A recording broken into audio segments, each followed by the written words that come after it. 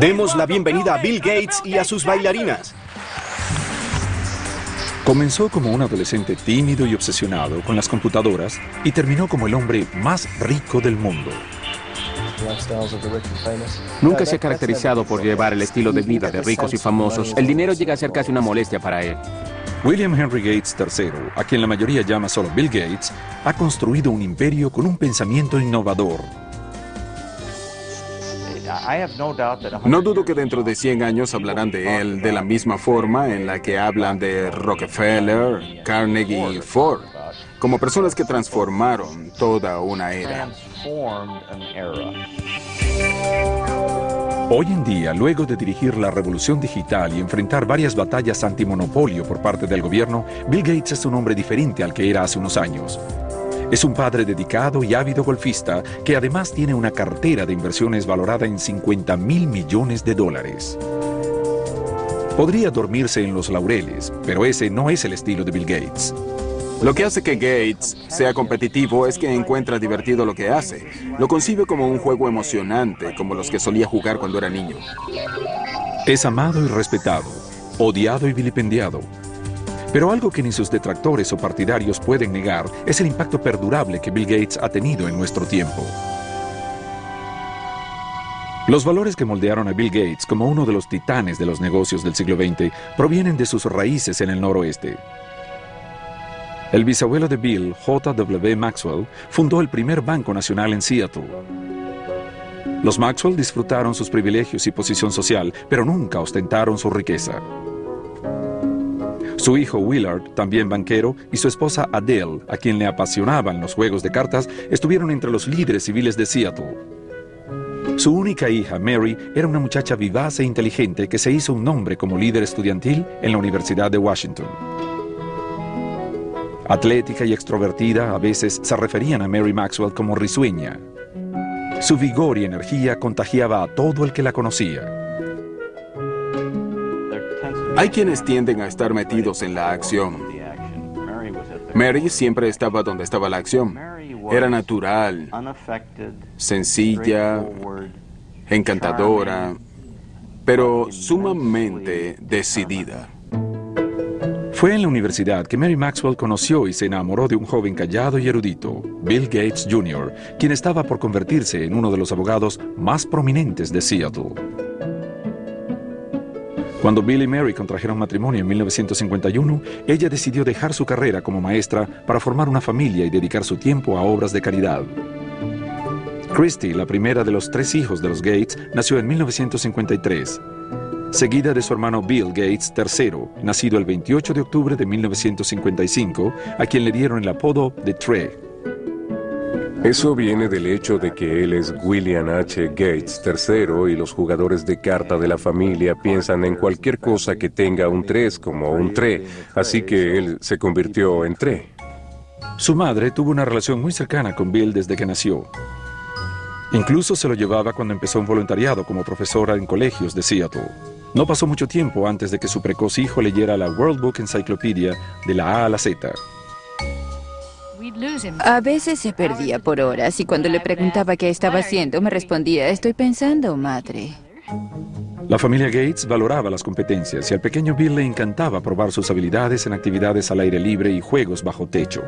Entre sus juegos de mesa favoritos estaban Risk, donde el objetivo es dominar al mundo, y el siempre popular Monopolio, donde con un poco de suerte cualquiera se puede convertir en un magnate. Competía con su hermana en cartas, en ver quién armaba más rápido los rompecabezas, competencias de esquí, de navegación, de lo que fuera. Quería hacer todo bien, tanto o mejor que los demás chicos que estaban con él. Cada verano los Gates iban a un lugar llamado Cheerio, ubicado en el canal Hood. Era aquí donde Bill, su hermana menor Libby y el resto de la familia se unían a los amigos para organizar sus propios Juegos Olímpicos. Si te quedabas un par de días con ellos, terminabas agotado de tantos juegos y actividades. Era un lugar muy animado, definitivamente muy competitivo, de eso no hay dudas, y los niños eran parte de todo aquello, nunca había un momento aburrido.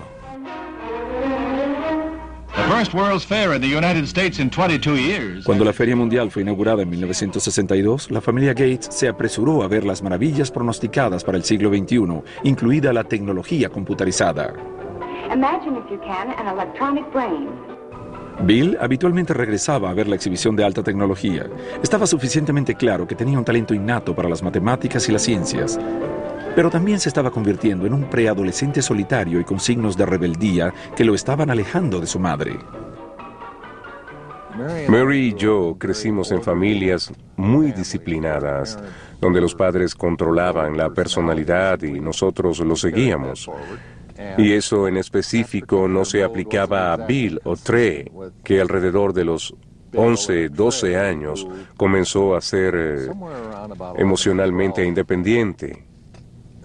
Estaba decidido a saber por sí mismo qué quería o no quería hacer, y eso fue muy difícil para nosotros, especialmente para Mary.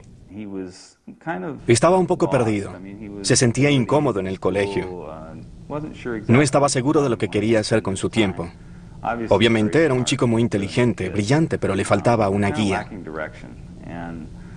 Así que para ese momento empezó a ir a terapia y se cambió de colegio. A pesar de que los padres de Bill creían en la educación pública, sintieron que él encontraría más orientación y disciplina en Lakeside, la mejor preparatoria privada de Seattle. Empezó a alcanzar su plenitud en Lakeside. Era un estudiante excelente para matemáticas, era excelente en todo y era espléndido en teatro. Le interesaba leer diferentes tipos de libros y así sucesivamente.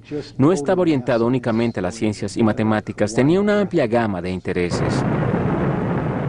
Cuando Bill comenzó la preparatoria en 1969, el programa espacial de los Estados Unidos estaba en su punto más alto. El Apolo 11 había llevado al hombre hasta la Luna en julio de ese año. Pero las computadoras que lo habían hecho posible seguían siendo gigantes que costaban millones de dólares y necesitaban un pelotón de gente para manejarlas. La mayoría de las escuelas no consideraban la posibilidad de comprar una computadora, pero Lakeside había hecho un trato que influiría en el destino de Bill Gates. Una compañía de Seattle le ofreció a la escuela que usara su computadora a través de un enlace. El joven Gates estaba encantado por las posibilidades de esta máquina primitiva y comenzó a pasar cada momento libre en la sala de la computadora. La historia que se cuenta con frecuencia es completamente cierta. Se levantaba por las noches, se iba a trabajar con la computadora y regresaba sin darse cuenta que se había ido. Bill Gates compartía su adicción con un estudiante de una clase más avanzada, Paul Allen, que no podía ser más distinto a Gates. No solo era 2 años mayor que él, sino también significativamente más grande. Mientras Allen era de naturaleza callada y contemplativa, Bill podía ser estridente y polémico. Sin embargo, esta extraña pareja estaba destinada a hacer historia juntos. Mientras asistía a la prestigiosa preparatoria Lakeside, Bill Gates conoció a Paul Allen, un estudiante de una clase más avanzada que compartía su obsesión por las computadoras.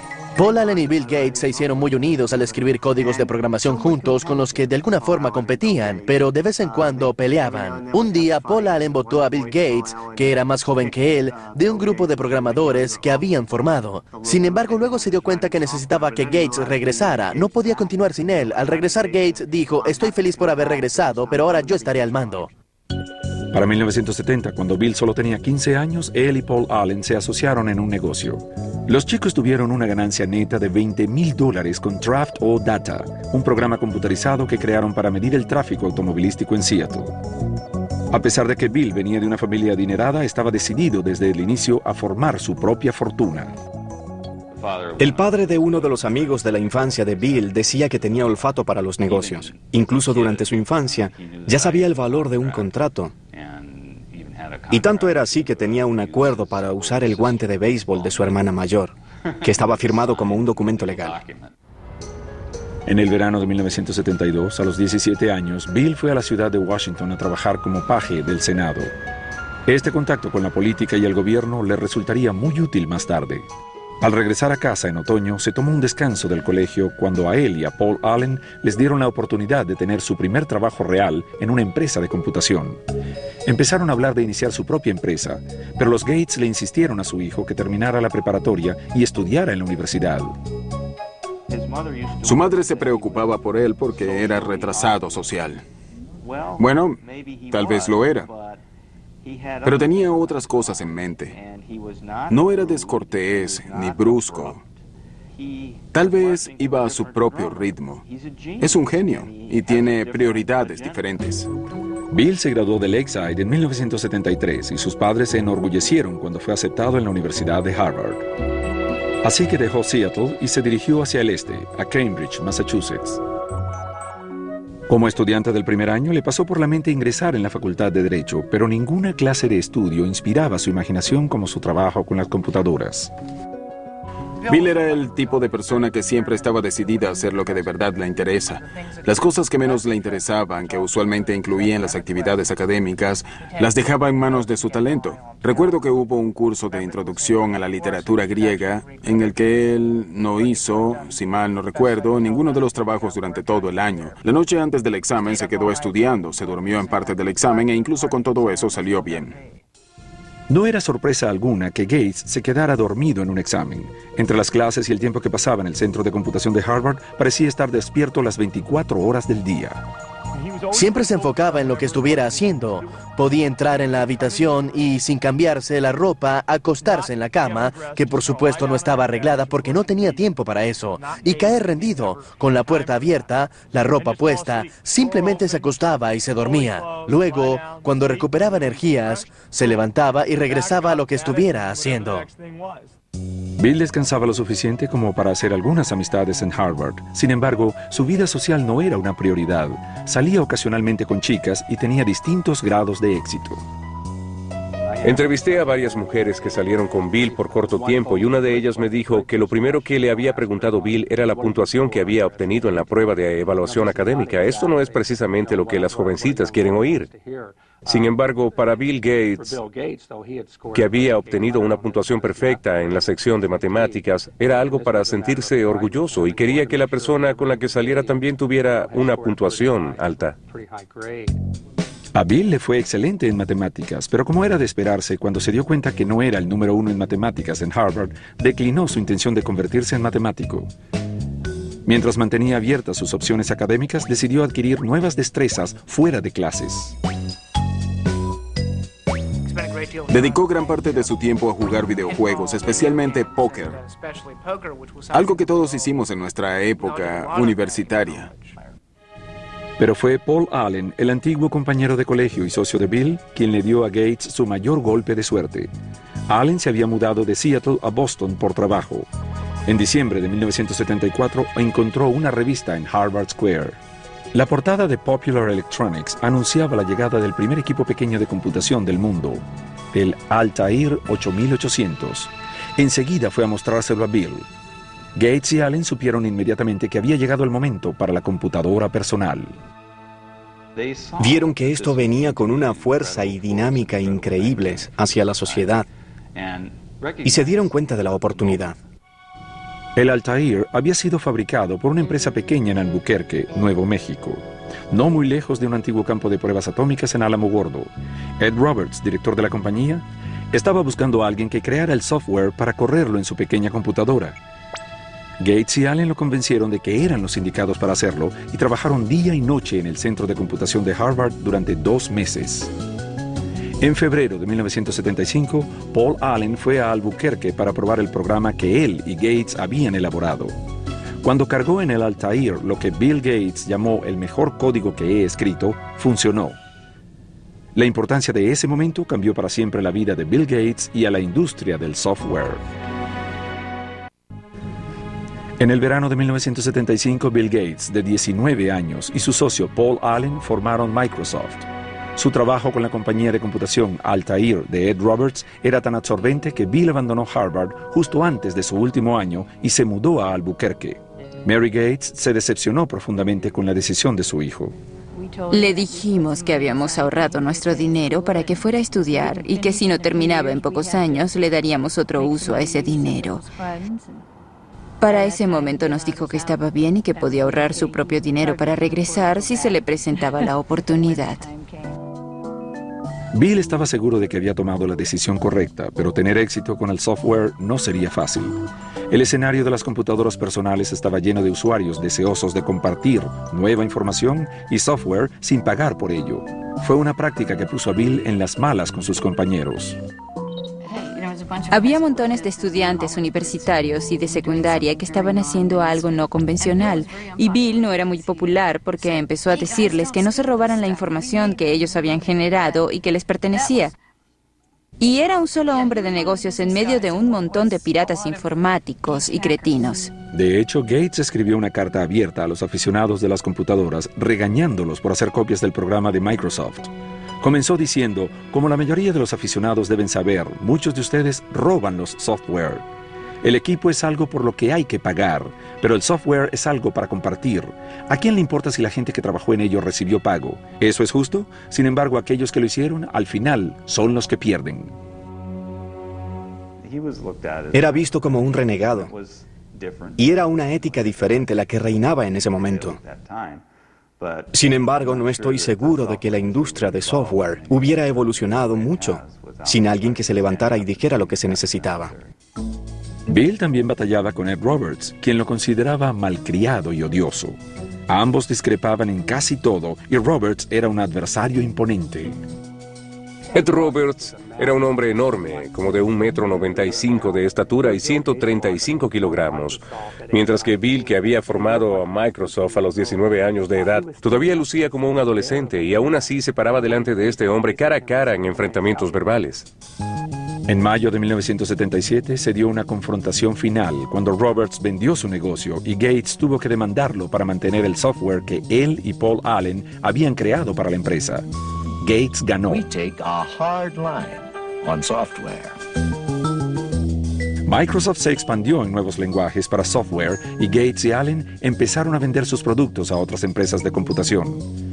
Al final de 1978, con ventas que se acercaban al $1.000.000, mudaron Microsoft de Albuquerque a Seattle.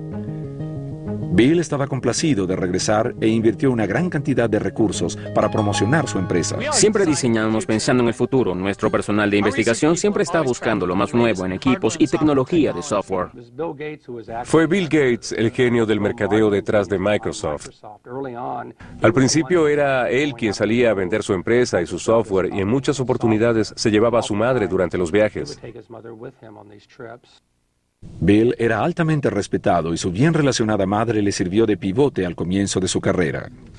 Mary había trabajado con muchas juntas corporativas, así como en la Universidad de Washington. Era parte de la Junta Nacional de United Way. Junto a ella estaba el director general de IBM.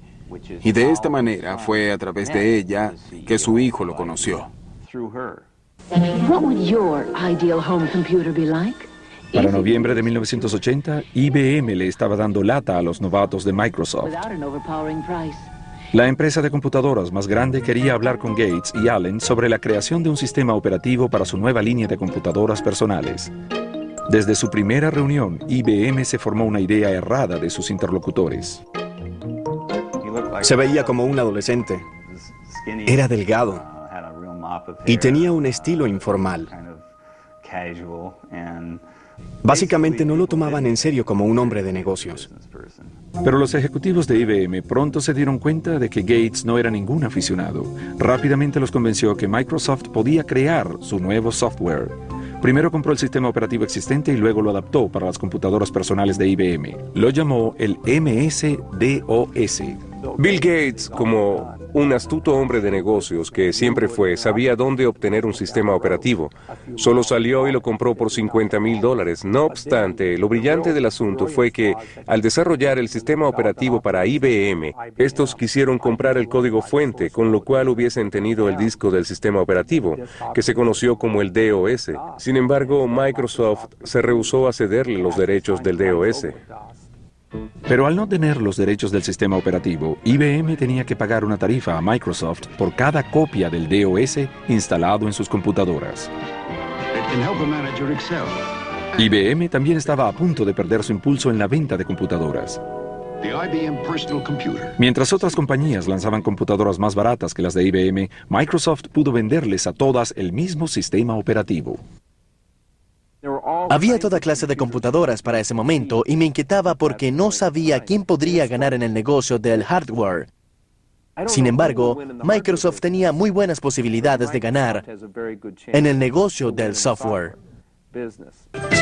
Entre 1978 y 1981, el crecimiento de Microsoft fue asombroso. El personal aumentó de 13 a 128 empleados. Los ingresos crecieron rápidamente de 4 a 16 millones de dólares. Para 1983, el 30% de todas las computadoras personales del mundo corrían con el software de Microsoft. Sin embargo, Bill Gates nunca descuidó el resultado final. Nunca viajaba en primera clase a menos que fuera absolutamente necesario. Usualmente lo podías encontrar sentado con una manta sobre su cara para poder dormir un poco. Sus padres le dieron buenas enseñanzas acerca del valor del dinero y del trabajo, que luego las aplicó no solo en el manejo de su vida personal, sino en la forma de dirigir Microsoft. Mi nombre es Bill Gates y soy el presidente de Microsoft. El comienzo de la década de los 80 fue un momento emocionante para una industria dirigida en su mayoría por personas menores de 30 años de edad.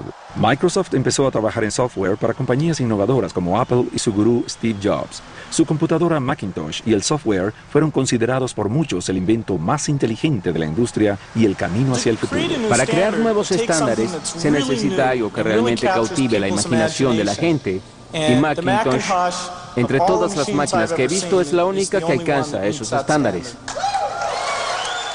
Pero no pasó mucho tiempo antes que Microsoft y Apple se vieran involucrados en una lucha por los derechos de la siguiente generación de software.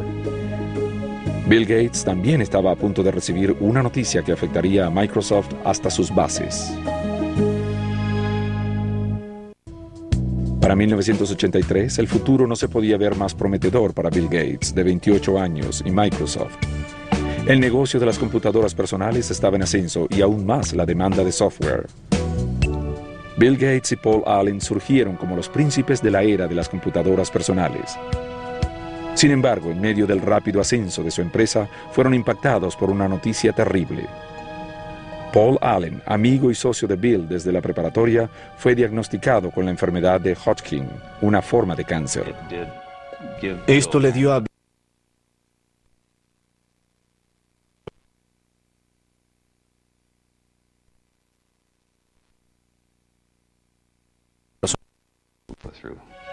La enfermedad de Allen entró en remisión un año después.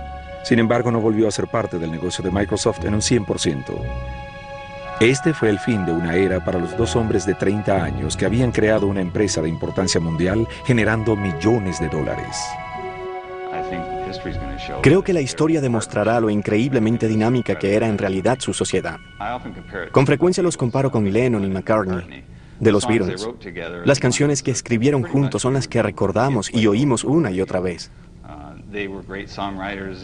Individualmente eran unos excelentes compositores y seguimos escuchando las canciones que escribieron por separado, pero de alguna forma juntos eran mucho más que la suma de sus partes. Y Paul y Bill eran así. Para 1984, Bill Gates se había convertido en el foco central de Microsoft.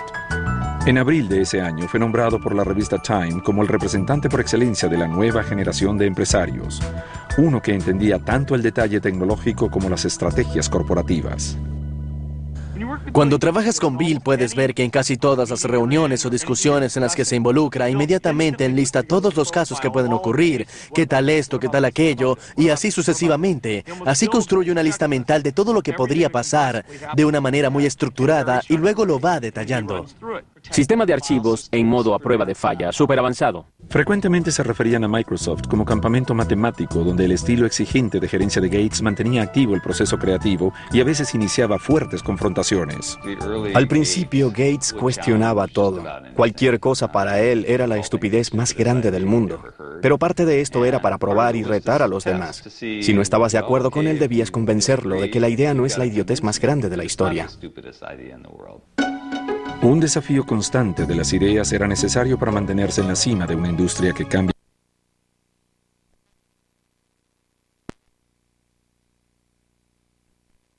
El lanzamiento de nuevo software nos convertimos en noctámbulos. Hay una historia sobre Bill de Miriam Lubau, su asistente. Había llegado nueva a la empresa y una mañana entró y no supo si llamar a la policía. porque había un hombre durmiendo debajo de su escritorio, que resultó ser Bill. El esfuerzo rindió frutos. Microsoft contabilizó más de $140 millones en ventas durante 1985. En 1986, Gates presentó Microsoft Windows, que se convertiría en el programa estrella de la empresa. Los críticos pronto notaron que el uso del ratón y los iconos eran más que un pequeño parecido con el sistema operativo de Macintosh de Apple, considerado el más amigable para los usuarios. If you know how to point, you already know how to use it.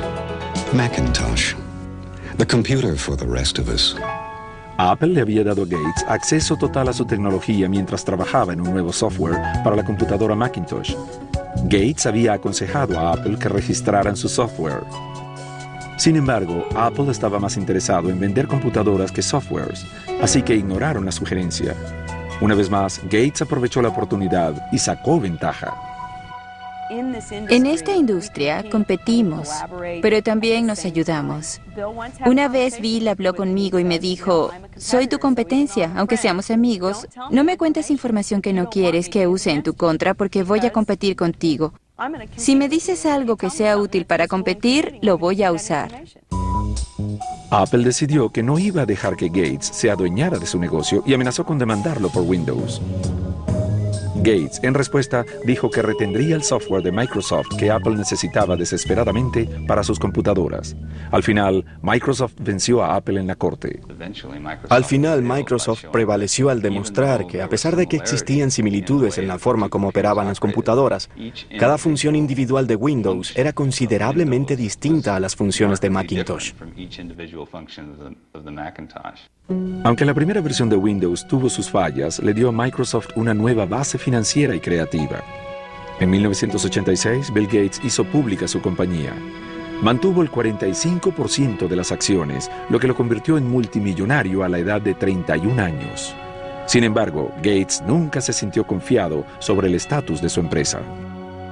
No quiere fracasar, y cuando sientes esa clase de miedo y te la pasas viendo por encima de tu hombro revisando que no haya nadie que pueda acercarse sigilosamente en cualquier momento, eso te consume, y a él lo convirtió en el ser humano más competitivo en la industria de las computadoras personales.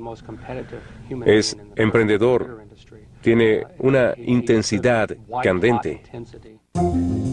Gates también estaba ganando reputación de ser despiadado y algunos poderosos empezaron a alinearse en su contra. Ahora que las PC empezaban a tener auge, IBM decidió darle un gran impulso a su propio sistema operativo que reemplazaba el sistema DOS, que era licencia de Microsoft. Se llamó el OS-2. Nos preocupaba el hecho que pudiéramos enfrentar la tormenta que se nos venía, sobre todo porque era muy fuerte. IBM, una empresa muy poderosa con muchos programadores, mucho dinero y una gran determinación de sacar a Microsoft del negocio de los sistemas operativos. Irónicamente, Microsoft participó en el desarrollo del OS-2. Sin embargo, Bill Gates no tenía intenciones de abandonar su software. Decidió jugarse el futuro de su compañía y su reputación con el software de Windows y su equipo continuó mejorándolo, incluso si eso implicaba perder a IBM, que era su cliente más grande. El 22 de mayo de 1990, Microsoft lanzó Windows 3.0. Esta versión nueva y mejorada se convirtió rápidamente en un éxito en ventas. Al final, el OS-2 fracasó en el mercado, dejando a Microsoft prácticamente con un monopolio en sistemas operativos para PC. Con esto, la Comisión Federal de Comercio comenzó a denunciar que Gates estaba usando su dominio en los sistemas operativos para acabar con la competencia mediante la disminución de los precios de los productos Microsoft. Al parecer, el apacible presidente de Microsoft se estaba ganando una imagen destructiva.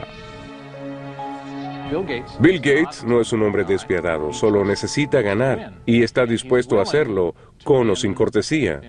No le importa. Un triunfo es un triunfo como sea.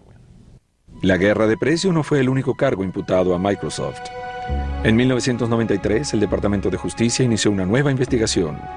Gates tuvo que enfrentar a uno de sus adversarios más fuertes, el gobierno de los Estados Unidos. En 1993, Bill Gates y Microsoft se encontraban bajo una investigación del Departamento de Justicia de los Estados Unidos.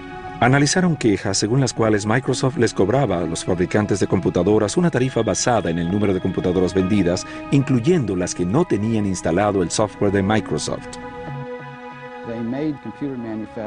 Hacían que los fabricantes de computadoras le pagaran por el software de Microsoft sin importar que estuviera o no instalado en la computadora. De esta manera evitaban que sus competidores entraran en el mercado. El Departamento de Justicia acusó a Microsoft, la empresa de software más grande del mundo, de incurrir en prácticas desleales de contratación y mercadeo. En julio de 1994, Microsoft accedió a dejar de cobrar la tarifa en cuestión y el Departamento de Justicia desechó el caso. Gates nunca admitió que Microsoft tuviera un monopolio y sostuvo que simplemente proporcionaba un software mejor a un precio más bajo. No somos depredadores que vamos por ahí comiéndonos todo. Salimos al mercado con estas cajitas, estos paquetitos de software amigables que los instalas en tu computadora y puedes divertirte y hacer tu trabajo usándolo. Pero para los inversionistas no era así de simple. La investigación gubernamental y las peleas con IBM y Apple provocaron una caída del valor de las acciones de Microsoft. Ahora había más presión que nunca en lanzar la siguiente versión de Windows. Gates encontró formas ingeniosas de disminuir la tensión. Apareció en comerciales de la empresa en compañía del ejecutivo estrella de Microsoft, Steve Ballmer. A veces hacía entradas dramáticas al tratar de vender su compañía en las convenciones de software. Una vez llegó como el señor Spock de Viaje a las Estrellas. Gates también estableció los microjuegos. Esta competencia de juegos entre los trabajadores de Microsoft es una reminiscencia de los juegos de su infancia en el canal Hood. Era como un campamento de verano para adultos. Todos íbamos a su casa y pasábamos meses pensando en qué juegos íbamos a tener. También hacía las veces de maestro de ceremonia. Formaba los equipos cuidando la dinámica entre nosotros y la forma en la que interactuaríamos. Y así participábamos en esos juegos que parecían de campamento de verano y fue en unos microjuegos donde conocí a Melinda. Melinda, antes conocida como Melinda French, era una chica de 28 años, graduada de la Universidad de Duke, con un posgrado en administración. Había trabajado como ejecutiva de Microsoft por varios años. Estaba muy claro para la familia y amigos de Bill que ella era la mujer con quien Gates, de 37 años de edad, había decidido pasar el resto de sus días. Salió con Melinda por un tiempo antes de que se casaran, así que los vi juntos por varios años. Siempre me pareció que había algo muy especial entre ellos, un alto nivel de intimidad y conexión intelectual que era efervescente. Es una persona maravillosa, la pareja ideal para él. Muy inteligente, organizada, solidaria, apegada a su familia y orientada hacia la vida familiar. Bill y Melinda se casaron en Hawái el 1 de enero de 1994.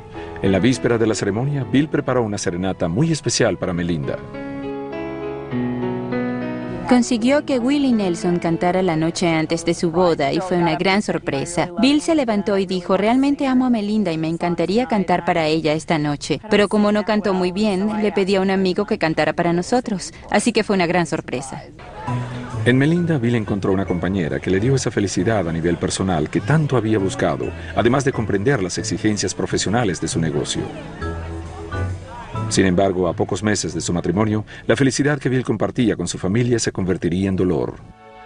A su madre Mary, quien había sido su aliada más fiel, le diagnosticaron cáncer de seno. Falleció en la mañana del 10 de junio de 1994. Bill corrió a casa para estar con su madre.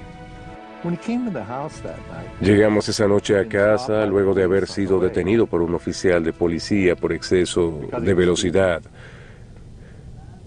Por supuesto, el oficial lo reconoció. Por cierto, no era la primera vez que lo detenían por esta causa. Y al observarnos, nos preguntó qué pasaba, porque las lágrimas me corrían por el rostro. Él le respondió, lo siento, es que mi madre acaba de morir. El oficial nos dejó continuar con la condición de que redujera la velocidad. Estaba profundamente afectado por la muerte de su madre. Todos lo estábamos.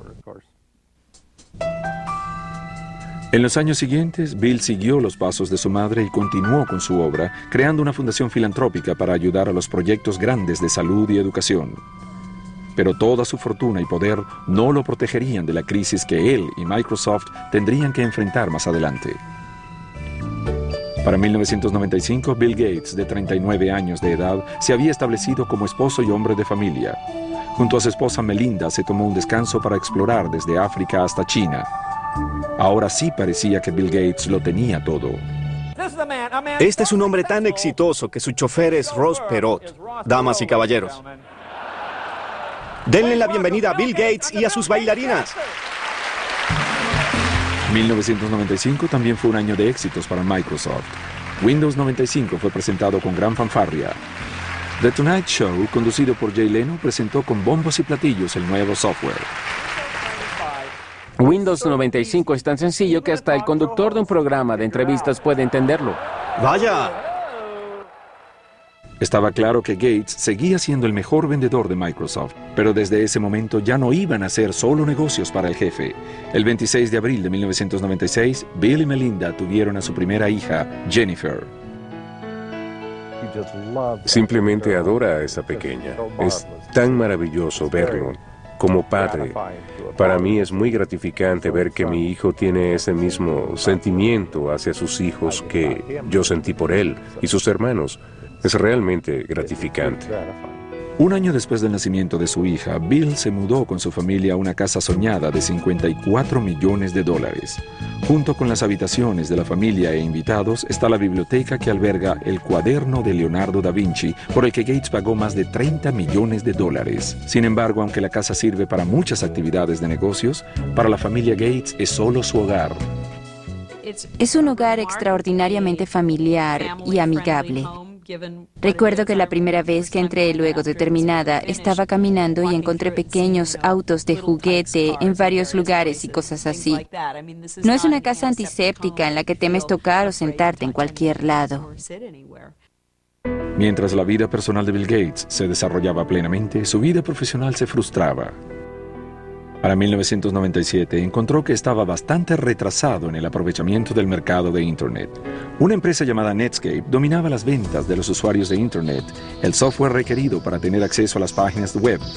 Gates se propuso cerrar la brecha, incluyendo Explorer, su propio navegador, con cada copia de Windows. Muchos lo vieron como una jugada sucia, una movida para eliminar a su principal contrincante. Si Microsoft escoge poner en desventaja a Netscape o a cualquier otro competidor, entonces el consumidor no tendrá una oferta justa y cuando esto sucede, el mercado no puede funcionar efectivamente. En 1998, Gates fue citado en el Senado, donde alguna vez fue paje, y se le acusó de dirigir un monopolio ilegal.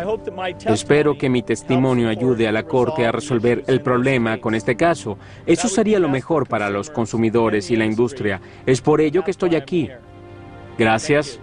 El Departamento de Justicia del presidente Bill Clinton, conjuntamente con 19 estados, presentó una demanda antimonopolios contra Microsoft. Fue en su categoría la demanda más grande en la historia de la industria de las computadoras.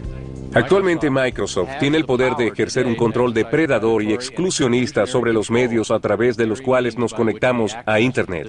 Es muy parecido a que General Motors tuviera la potestad de decidir qué tipo de gasolina le colocas a tu automóvil, o qué interestatal debes tomar, o incluso cómo llegas a la interestatal. En el año 2000, un juez federal dictaminó que la compañía debía dividirse en dos. Luego de más de 2 décadas de éxitos constantes, esto fue un golpe muy duro para Bill Gates.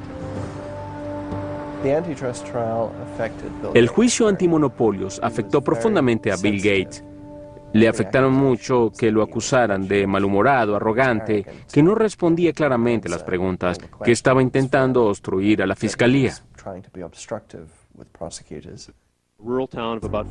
La demanda antimonopolio duró 4 años y le costó millones de dólares a Microsoft en tarifas legales. Al final, en 2002, el Departamento de Justicia, bajo la administración del presidente George Bush, le ofreció a Microsoft un acuerdo favorable. Ese fue un momento de desesperación para los detractores de Microsoft y uno de triunfo para Bill Gates y su empresa. En medio de la demanda antimonopolio, Bill Gates sorprendió a muchos al renunciar al cargo de director ejecutivo y nombrándose presidente y jefe de arquitectura de software. El trabajo de director quedó para su viejo amigo de Harvard, Steve Ballmer. Son viejos amigos y Gates de verdad quería ser solo el hombre de las ideas. En realidad quería retroceder un poco y así lo hizo. Y actualmente está trabajando muy bien. Fue muy difícil para él dejar ir a su criatura, pero ya se acostumbró. Durante la última década, Bill Gates ha tenido una misión: compartir su riqueza. En el año 2000 formó la fundación Bill y Melinda Gates, que invierte millones de dólares anuales en computadoras, medicinas y vacunas para aquellos que más lo necesitan. En el mundo la diferencia entre los ricos y los pobres es muy marcada. La conciencia colectiva de la crisis relacionada al SIDA y las intervenciones efectivas son muy pocas. Ahora es el momento de realmente hacer cambiar las cosas. Ha declarado públicamente que no dejará su enorme fortuna a sus hijos. Bien, lo que Bill Gates dijo es que regalará el 90% de su fortuna antes de morir. Bill Gates se ha convertido en un ícono global. Su segundo libro, Negocios a la velocidad del pensamiento, ha sido publicado en 25 idiomas y está disponible en más de 60 países. En 2004, la revista Forbes lo posicionó como el hombre más rico del mundo por 11º año consecutivo. Su cartera de inversión, estimada en $50.000 millones, le da algún tiempo para disfrutar la vida con su familia y otras actividades como el golf o el bridge. La industria sigue cambiando. Es el juego perfecto porque nunca se termina, así que te puedes sentar y descansar. En marzo de 2005, Bill Gates fue honrado con el título de Caballero Honorario por la reina Isabel II, en reconocimiento por su destacada contribución con el desarrollo de los países. Pocos meses después, Gates continuó su campaña para disminuir la pobreza mundial, haciendo una aparición sorpresiva durante el evento Live Aid. Allí se dirigió al público alrededor del mundo, sobre todo a los líderes políticos más importantes. Si aumentamos los recursos que los países desarrollados otorgan, podemos salvar vidas. Sabemos cómo invertir sabiamente esos recursos y creo que es importante que la gente lo entienda. Su trabajo no ha sido en vano. En 2005, la revista Time lo nombró, junto a su compañero de actividades, Bono, como personalidades del año. Cada uno aborda el problema de la pobreza mundial extrema desde su perspectiva, pero ambos comparten la misma pasión, esa pasión contra la injusticia y la voluntad de ayudar a esta gente a que se ayude a sí misma. Eso es lo que hace la diferencia y hace que la concepción de la gente cambie y que no vean a la pobreza como una causa perdida. Siempre viendo hacia el futuro, este visionario está invirtiendo mucha de su energía en expandir el mercado de Microsoft a nivel mundial en zonas como el Medio Oriente y China. La principal misión de Gates es incrementar y fortalecer la implementación de la tecnología de Microsoft en el sistema de computadoras de estas regiones. A pesar de todo, William Henry Gates y su empresa enfrentan retos constantes con sus competidores, desde Apple hasta Google. Pero Microsoft está apostando todo con la siguiente versión de su sistema operativo Windows, llamado ahora Windows Vista. Para placer de los detractores de Microsoft, este lanzamiento ha tenido algunos retrasos. Programado inicialmente para 2005, el lanzamiento fue replanificado para diciembre de 2006 y representa el mayor avance de la plataforma Windows desde la versión 95. Está diseñado para ser la base sobre la cual la industria podrá construir un nuevo camino hacia la innovación. Entre tanto, Gates y Microsoft han enfocado sus esfuerzos en mejorar su software para luchar contra los virus de computadora y los spam. Se dice que el mismo Gates recibe 4 millones de correos no deseados por día. Bien sea que lo vayan a recordar como un magnate ladrón, un filántropo o simplemente el hombre que diseñó una mejor trampa para ratones, nadie puede negar que Bill Gates y su empresa estén preparados para continuar cosechando éxitos en el siglo XXI.